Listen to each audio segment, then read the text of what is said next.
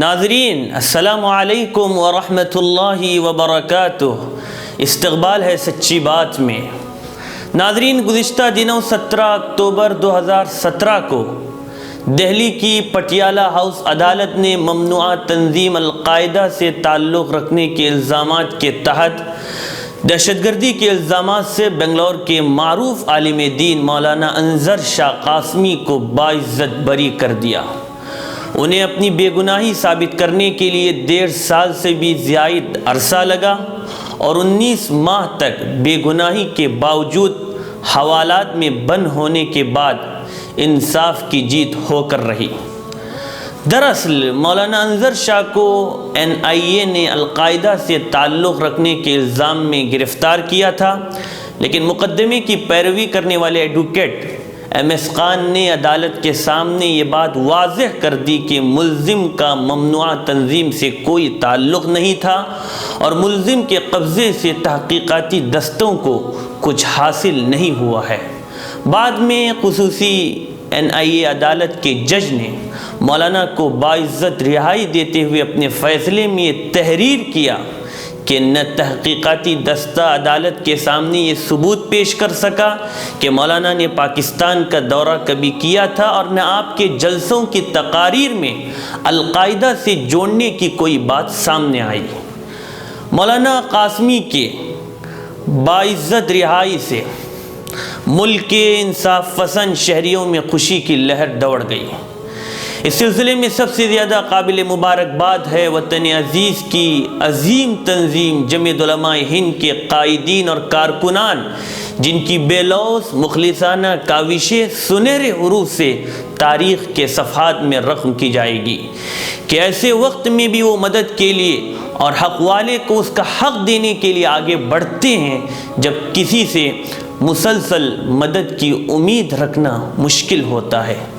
یہ اس تاریخی جماعت کا پہلا واقعہ نہیں ہے، بلکہ اس سے پہلے بھی جمعیت علماء نے کئی بے گناہوں کی پیروی کرتے ہوئے ان کو جیل کی سلاخوں سے آزادی دے کر دوبارہ زندگی کی خوشیوں میں ان کو لوٹانے کا بے مثال کارنامہ انجام دیا ہے۔ بس اللہ ہی سے التجا ہے کہ ان محنت کرنے والے کارکنان کی تمام شرور و فتن سے حفاظت کرتے ہوئے اجر عظیم سے نوازے۔ صدر جمعیت علماء ہند مولانا سید ارشد مدنی دامت ظلہ کی ہدایت پر جمعیت علماء ہند مہاراشٹرا قانونی امداد کمیٹی کے سربراہ گلزار اعظمی نے اس مقدمے کو دہلی کے وکیل MS خان کے حوالے کیا تھا۔ رہائی کے بعد مولانا محترم سید ارشد مدنی دامت ظلہ نے فیصلے پر مسرت کا اظہار کرتے ہوئے اپنے بیان میں کہا کہ فرقہ پرست انتظامیہ مسلمانوں کو بدنام کرنے کے لیے ان پر کتنے ہی چھوٹے مقدمات کر لے، لیکن جیت ہمیشہ سچائی ہی کی ہوتی ہے۔ ایسے فیصلوں سے عدالتوں پر ہمارا اعتماد مزید پختہ ہوتا ہے۔ ناظرین، لیکن مولانا کی رہائی سے ملک کے ہر انصاف پسند شہری کے ذہن میں چند سوالات گردش کر رہے ہیں۔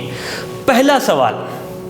اس میڈیا کے بارے میں ہے جس کو مثبت اور غیر جانبدار رہنا چاہیے تھا، جسے جمہوریت کا چوتھا بنیادی ستون شمار کیا جاتا ہے۔ وہ میڈیا اگر اپنا صحیح کام انجام دیتا رہے تو انسانیت میں مورل ویلیوز کا دورہ ہو، اخلاقی اقدار فروغ پائیں، حالات پرامن رہے اور ذہن و دماغ نفرت و عداوت کی آگ سے پاک ہو جائے۔ لیکن اس بات میں دو رائے نہیں ہو سکتی کہ موجودہ دور کا میڈیا حد درجہ ترقی کرنے کے باوجود تنگ نظری اور جانبداری کا شکار ہو چکا ہے۔ اس بکاؤ میڈیا نے صحافتی اقدار کا جنازہ نکال دیا ہے۔ جرنلزم کے سارے اصول و ضوابط بالائے طاق رکھے جا رہے ہیں، انسانیت کے فروغ کا جذبہ دم توڑ رہا ہے، اعلیٰ قدرے زندگی کے آخری سانس گن رہی ہے، صحافیوں کی برادری اپنے مقدس پیشے کی عزت کو نیلام کرتے ہوئے ضمیر فروشی کی دکان کھولے بیٹھی ہے۔ کبھی بعض میڈیا کے سلسلے میں یہاں تک محسوس ہوتا ہے کہ جنگل کا ننگا ناچ چل رہا ہو۔ اور اقلیتوں کے ساتھ ناانصافی اور بالخصوص ان مسلمانوں کے ساتھ کیا جانے والا جارحانہ رویہ کسی بھی سیکولر ہندوستانی کی نظروں سے اوجھل نہیں ہے۔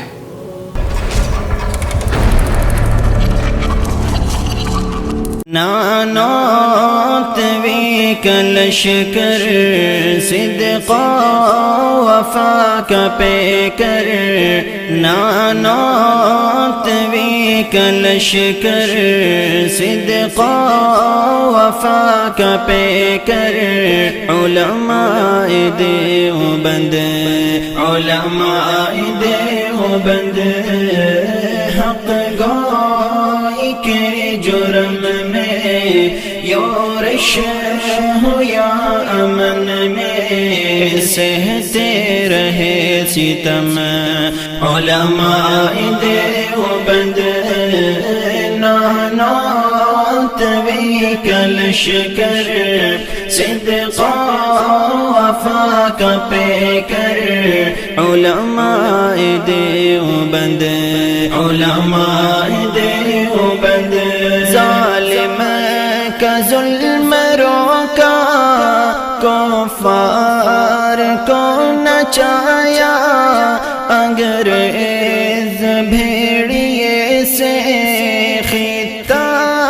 ہے یہ چھڑایا، ظالم کا ظلم روکا کفار کو نچایا، انگریز بھیڑیے سے خطہ ہے یہ چھڑایا، پوشا شاملی کا میدان ضامن ہے خون میں غرقاں، پوشا شاملی کا میدان ضامن ہے خون میں غرقاں، کیا موت کو پسند علماء دیوبند، نانوت وی کلشکر صدقا وفا کا پیکر، علماء دیوبند علماء دیوبند۔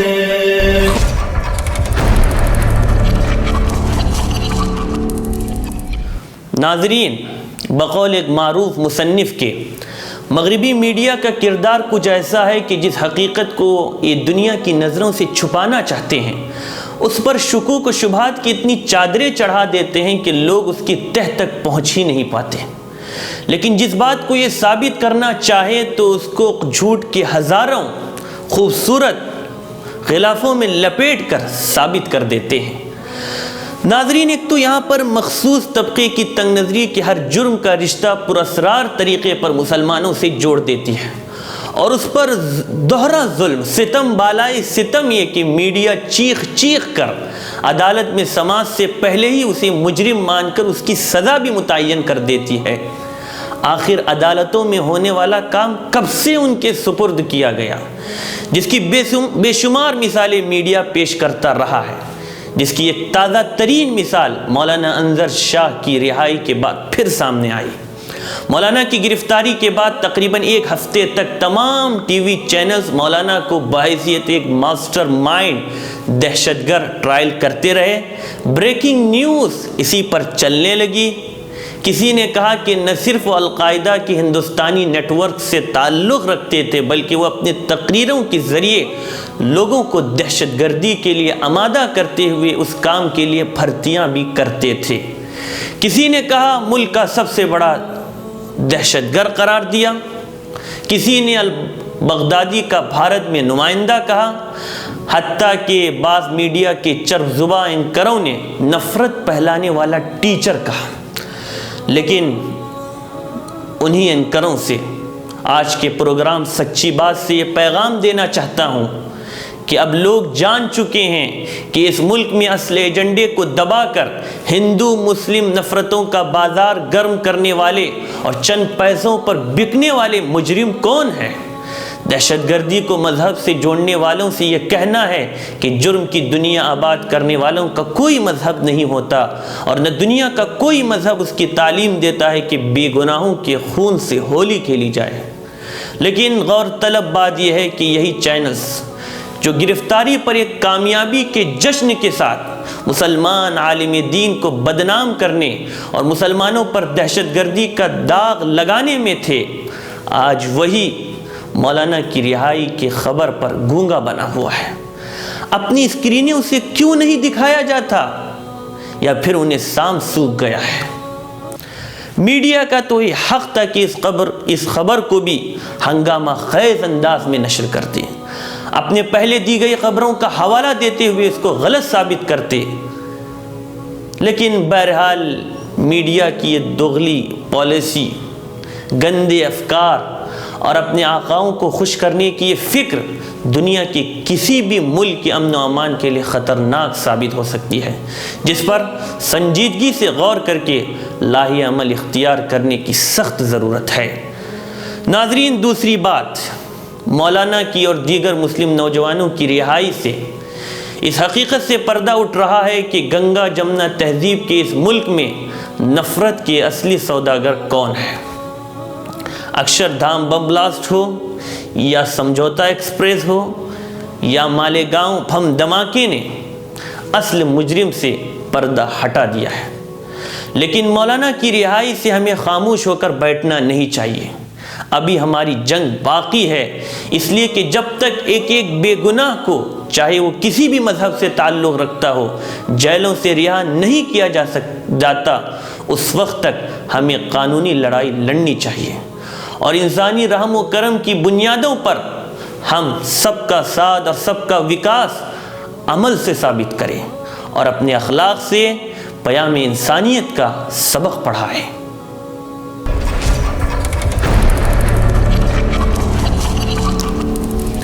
ناظرین،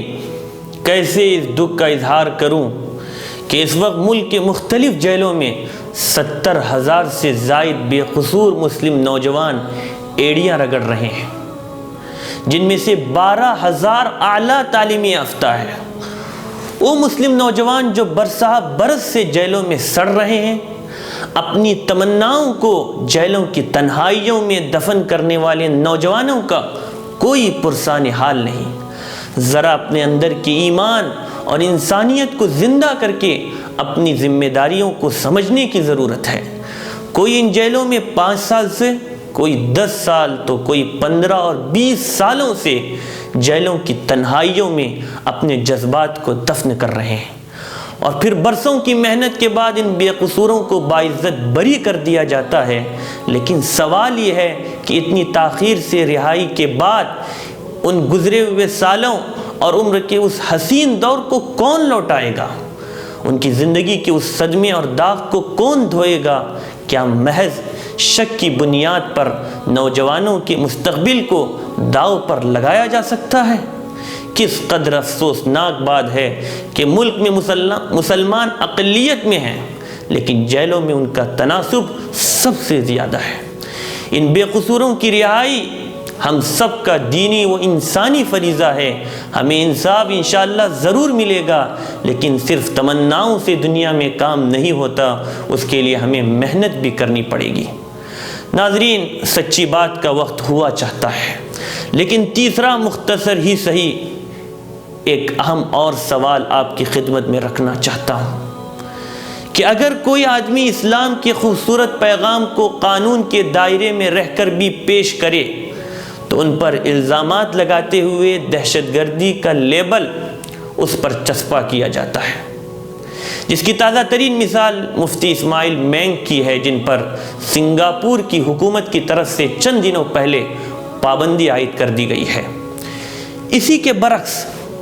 لبرل، تسلیمہ نسرین اور سلمان رشدی جیسے مغرب پسند اور مذہب بیزار لوگوں کو ہر قسم کی باتیں کہنے کی نہ صرف آزادی حاصل ہے، بلکہ ان کی پشت پناہی بھی کی جاتی ہے، اور نعرہ فریڈم آف اسپیچ کا لگایا جاتا ہے۔ کیا فریڈم آف اسپیچ صرف انہی لوگوں کے لیے ہے؟ آخر یہ دوہرا رویہ کیوں؟ آخر ہم سب کے پیدا کرنے والے اللہ کے حسین پیغام سے اس درجہ وحشت کیوں ہے، اور اس کا نام سننا بھی ہمیں کیوں گوارا نہیں؟ چلتے چلتے اس بات کا اظہار بھی ضروری ہے کہ جب تک ہماری عدالتوں سے مظلوموں کی حمایت کرتے ہوئے حقائق پر مبنی فیصلے صادر ہوتے رہیں گے، ہم کبھی نا امید نہیں ہو سکتے، بلکہ ان عادلانہ فیصلوں سے شمع امید ہمیشہ فروزاں روشن رہے گی،